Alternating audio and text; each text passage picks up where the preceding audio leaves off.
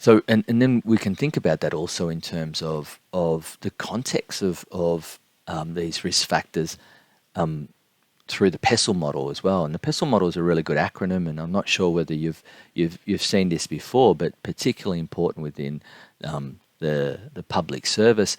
The PESTLE can help us it's a good acronym to help us to think about the different dimensions of risk or risk classifications in the landscape. So things like political factors that play in as potential risks to what we're trying to achieve. So examples of political factors might be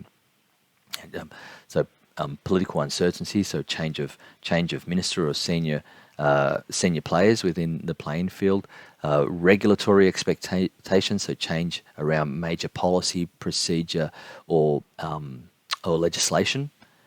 And also, the example I've given before with end users and the public, client expectations. There's also economic factors such as the business stability, the economy in general, the cost of the project and what you're trying to do. There's social factors. This leads back to that end user expectations, the goodwill that we have with those in terms of the relationship, the level of the relationship. Cultural trends, so social trends, so that can link into things such as social media. So how quickly so poor experience with our organization, how quickly that can perhaps trend on something like Twitter would fall into the social factors, for example. Things like English as a second language as well as an example of that. Technological factors, new equipment, software, infrastructure changes, legal factors which can as well flow into some of those political factors that I talked earlier, but things such as around the legislative framework, threats of fine, punitive fines, threats of lawsuits. Those are examples of legal factors, and so when we talk about safety, with safety as a risk, we think about things such as social factors, the impact it can have socially in terms of what can this do for our reputation. We think about the economic factors in terms of what's it going to do for in terms of our insurance and the premiums that we have to pay around that. But we can also think about things such as what are the financial impacts around the legislative framework. So there are punitive threats and fines around that. But we can also think about environmental factors as for the E, and that things such as environmental can be things such as noise reduction, waste management, the impact of the materials that we have, that we're using, and so forth. Risks can be controllable, such as internal risks, for example. So they can be within our control in a sense of we can take actions or make decisions that can change the forces around that risk. And then there are uncontrollable risks, which are external factors that we can't control. So the example I gave earlier about importing materials, what happens at the docks in terms of materials that we're trying to get in, that's really outside of our risk, outside of our control, I should say. So we would identify those as uncontrollable risks.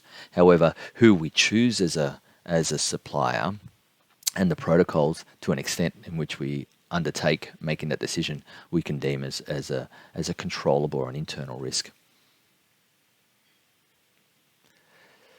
So if I talk about identifying risks is making sure that we, as much as possible, we can look at the scope of what we're undertaking, look at the context of our risk framework, and identify things that can go wrong. And as part of that, it's making sure that we get the best information that we can. So there is a direct correlation between the information that we have available and the quality of decisions that we make. If we try to make decisions without any information, we increase the likelihood of a guess. And the more that we guess, of course, the the more probability, the higher the probability that we're going to make poor decisions. So the better the information that we can get access to, hopefully the better decisions that we can make. So part of accessing good information to increase our knowledge on what's going on within our scope of responsibility is about identifying and consulting with the right sources. So those sources can be both internal and external. So internal, things such as colleagues, other staff, and that can be both up and down the chain. Some project team members, for example, or other managers or executives. We can look at any records or journals of past experiences, and it can be in the project context, or it can be outside the project context, but still in the same field that we're working in. You can also brainstorm with individuals. You can undertake a SWOT analysis, which is the strengths, weaknesses, opportunities, and threats. And you can undertake both formal and informal interviews to consult with internal stakeholders. But we can also consult with external stakeholders. Examples of external stakeholders are consultants, organizations that specialize or have representatives who specialize in the field that you work in, who have specialist knowledge in an expertise in certain areas. Suppliers are also another example of external stakeholders. Suppliers may be involved with other businesses who are performing similar projects or tasks that you're undertaking, and they may be able to provide good information as well. Often with particularly with externals, it's a good idea to get the sense of triangulation, at least three different opinions around in this case risks, three different opinions on some of the risks associated, so you can sort of get a little bit of validation around that feedback that you're getting. So you would hold as the project manager or a senior project officer, you would hold consultations with both internal and external. You would gather this information in terms of determining what are things that can go wrong, what are the likelihood of these things happening, and how seriously should you take those, and what actions should you take. And as part of that, you would be sharing with these stakeholders, look, this is what we're trying to do, this is the scope of the work that we're doing, this is the risk management process that we're undertaking, and this is the appetite that we have for risk, this is the capacity of how much risk we can absorb before it becomes problematic for us. And then from there, we start to place those identified risks onto our risk register. And again, as I said before, that risk register will change, will constantly be reviewed throughout the project, and will change as we go along the project. And of course, as we identify these risks, we should also be digging down a little bit just to sort of make sure that we get a good understanding, so we're not really investing our time in assessing a risk without understanding the risk itself. So doing things such as getting to the root cause of the risk and the extent of that risk, any relating factors. So does that risk relate to any other project or work that's being done within the agency or the department? What are any potential impacts, and what are the implications to both the project or the broader business, and so forth. So you're really just trying to make sure that we get clarity around that risk. And then, as I said, once you do that, you can then look to place it on a risk register. And here's an example of a fairly standard risk register with the type of information that you would find within the risk register. So the description of the risk, the impact on the risk, on the project, I should say. So what would be the impact? And you would endeavor to quantify these as much as possible, make them as objective and quantifiable as possible. You would assess the likelihood of that risk and the seriousness of that risk, and then you would give it a score. And I'll show you some tools shortly, but you would give it a grade or a score of your assessment of that risk. And then if it's an ongoing risk, you might so I mentioned earlier, we'll come back and we'll review these. This risk register is an organic document; it's living and breathing. So if we've placed the risks down at the start of the project, and then we're reviewing this on a weekly basis, at our next review, we would identify whether there's been a change to that and when that last occurred.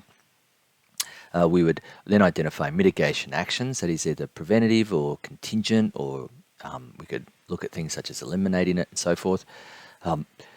We would then assign responsibility for those actions. Who is responsible for undertaking those actions? Is there going to be a cost associated with those actions, and what's the timeline around that?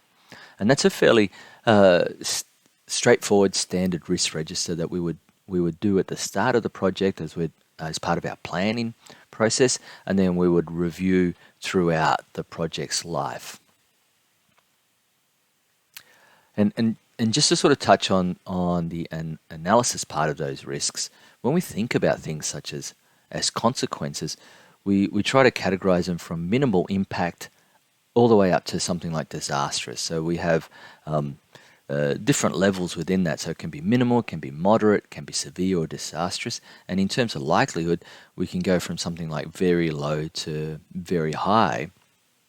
And you can even start to, when I talk about quantifying, you can start to put some percentages on that. Now, again, your organization will have established models for these, so you don't have to develop the model. They will have established models, and they'll be based around either the Australian standards model or some industry standard that is compliant with the organization's obligations around duty of care and around the regulations to do with particularly things like safety. But here's an example of a fairly common matrix around risk assessment. So we have on this axis here the likelihood. What's the chance of the risk occurring? On this axis here we have the consequences, which is how severe could the outcomes be if the risk events occurred. And then we do a combination of both those things, and we use one of these rating scales. So for example, we think about a supplier. An important part of our project is getting a particular resource.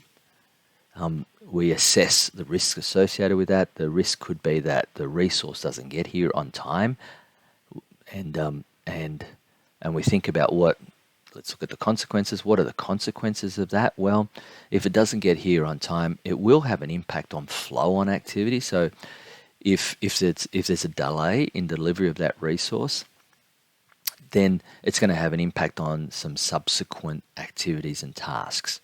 How important are those subsequent activities and tasks? Well, they're pretty important, but they're not as critical as some of the others, and those critical ones won't be impacted. So we might rate that as a medium consequence. So it's going to have an impact, but it's not going to be severe, or it's not going to, we're going to rate that as a significant consequence. So it's not going to be as severe as if it was dependent. So if, for example, this supply didn't get on time, if the whole project were to stop, well, we would consider that to be a severe consequence. But because it'll delay it, but it's not critical to some of the critical paths of the project, we might rate it as a significant consequence. So on the top axis, along the top, on the row, the third row along the top there, where it says insignificant, minor, significant, major, and severe, we would rate it a significant, or a 3. Then we would think about the likelihood. Well, what's this supplier like? Is it local? Is it imported? Have we used them before? Do they have history? Do they have other review mechanisms in place that we can have a look at the reliability of delivery and so forth? And we would make an assessment on likelihood. So again, as I mentioned earlier, we would consult widely on this. It's not just something we'd sit at a desk and have a guess at, but we would do our research, making sure that we have access to good information to make these decisions. But let's just say after we do our research, we determine that the likelihood of it is moderate. So, they're generally pretty good as a supply issue, but they're every now and again there are factors that pop up that delay the delivery of this particular material or supply. So we're going to rate it as moderate. So the risk assessment would be a combination of the moderate rating and the significant rating on the consequence and the moderate rating on the likelihood. So in this case, it would fall right in the middle of our table in the green zone as a 9 medium level risk. So I use this table because it has a number of different ranking or rating systems within it. So the color coding, so in some cases, some of the tools might just use colors to say it's a blue, it's a gray, it's a green, it's a yellow, it's an orange or a red risk. In some cases, so that's the color coding. In some cases, you might have ordinal type scales such as very low, low, medium, high, very high or extreme. In other cases, you might have something a little bit more quantifiable, such as the cardinal scale, which will go from something like 0.01 up to 1. In this case, we're using the numerical, which is from 1 to 25. And then there are other type coding such as nether to omega and so forth. So there's a number of different ranking systems. Your most common ones are the ones that are shown on this table, where you might have a color coding. More than likely, it'll be the ordinal scale of very low to extreme, but sometimes you'll come across the numerical ones, which I think are really good as well, because it just adds a little bit more nuance, as you can see from this example. And when we're treating risks, we should always treat a risk to this idea of as low as reasonably practicable. So that means that it's not about one treatment, but it might be multiple treatments to the risk to get it as low as is reasonably practicable. So an example of that is safety. So we think about driving a car is inherently dangerous, and therefore there are a number of treatments that are put into that. So we have things such as road rules, which are supposed to make driving safer. We have safety features in cars, which make them safer again, such as on the external of the car. So the way that they're designed to crumble under impact and so forth. And then we have things such as seat belts inside the car to protect us again. At no point do we ever eliminate that risk. It's just an inherently dangerous activity.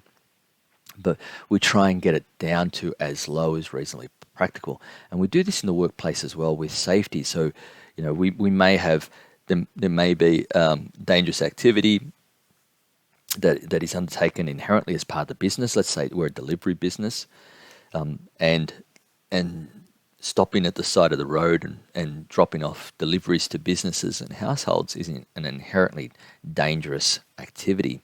So we'll have things like signage on our vehicles. We'll have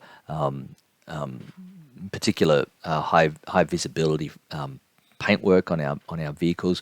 We may even have like alarms, like sirens or ringers that go off as we park and get out of the vehicle. We may also put out partition cones or barriers if we're undertaking unloading a significant load. But even though we take all those treatments in, even though we've implemented all those treatments, the risk still exists. So the last step is that we issue PPE, personal protective equipment. So we're going to ask our drivers, our delivery people, to wear high vis gear, and anything else that we deem as reasonable PPE. So at no point do we ever get to eliminate it. We just keep adding treatments to get it down to as low as reasonably practicable. And our approach to risk in the project context is exactly the same, where we think about, okay, we've got this particular risk. we put treatments in place till we feel that it's as low as reasonably practicable, without having to go to ridiculous degrees, which we deem that would be by a reasonable person be deemed to be not practicable at all. So I've been talking about some of these treatments. So what are some examples of the things I've been talking about? Well, we can think about treatments as a hierarchy, and the very first thing we should be trying to do whenever we identify a risk and we think about how we're going to deal with that risk and what we should do with it, the very first thing we should be trying to do is trying to eliminate it altogether. Is there a course of action that we can take that will eliminate that risk altogether? So, for example, if money is a particular issue for the project, and we've got a source in which to get access to that money, but that source is risky as we do our assessment, can we just avoid borrowing the money? Can we dig into, for example, our slush fund or our kitty to finance this? It would eliminate that risk altogether. Or we've assessed that supplier. Before we assess that supplier as medium risk, is there an alternative resource or supply that we can use that is available and can still do the same job? Well, yeah, we could actually, by making some adjustments to our plan, we can use this supply instead, or this resource instead, and that resource is abundant in our organization already. And therefore we can eliminate, and that won't have an impact into the quality of any of our targets or objectives. We can eliminate that risk altogether. However, if we can't eliminate or avoid that risk, can we mitigate it or reduce it? So are the things that we can do, are there actions that we can take that will actually reduce that risk? So for example, could we add some leeway time into the delivery so that we've got a buffer if there's a delay? Can we get that supply delivered earlier and maybe store it off-site somewhere so it's not an issue for us? And that'll won't eliminate the risk, but it'll at least reduce some of that risk, and it might reduce it significantly if we can get it in a couple of months early. So there are examples of where we're mitigating or reducing the risk. If we can't do that, can we share or transfer the risk? So can we shift that risk to someone else or others? So the example on the slide is, can we get multiple contracts for suppliers, and then if one becomes or looks to become unreliable, we can fall back on the other supplier?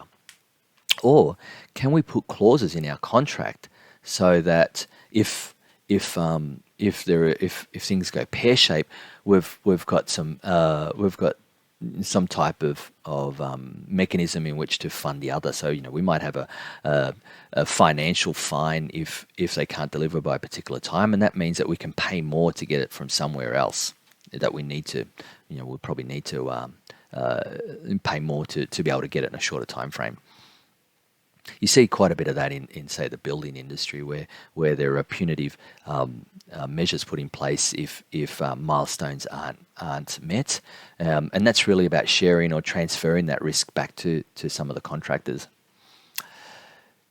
And if we can't do that, then really the last step is the retaining or accepting the risk, and sometimes we can do this particularly if it's a small risk. So if we go through and we may have done some of these things, so we may have maybe not eliminate, but we may have mitigated or reduced the risk. We may have then also transferred some of what's left over, residual risk from that, and then there's still a little bit of residual left after that, and we're going to accept that little bit of risk because it's now so small that it's reasonable for us to be able to wear that. So we agree that the small risk of the client defaulting on payment is worth taking to obtain a new line of business, for example. So back on our risk register, we would identify these risks. We would undertake our risk assessment using the matrix, and then we would identify treatments or actions to take to deal with that risk.